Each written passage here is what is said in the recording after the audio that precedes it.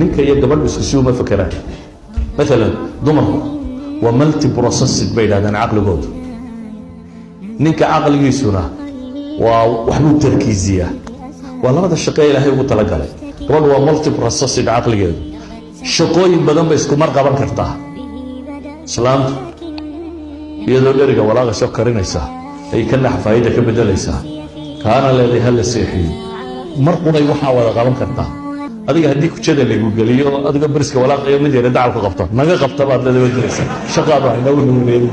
waxay leeyihiin waxbuu tarkiisiyaa caqligiisu hal wax buu qaban karaa laakiin caqliga hooyadu bay yidhaahdaan waxa weeyaan waa multi processing isha dumarku bay yidhaahdaan iyo isha raggu si wax uma lahayn isha gabadhu bolladka way uga badan tahay intay ka arki karto isha raggu intay ka arkaan saa daraaddeed bay yidhaahdaan drivingka way yartay gabadhu inay accident gasho laakiin accidentskay sababaan bay yidhahdaan conservative-nimadooda daraaddeed laakiin inta badan iyagu accident kama galaan bay waxaan uga jeedaa war lama abuuro kala nooca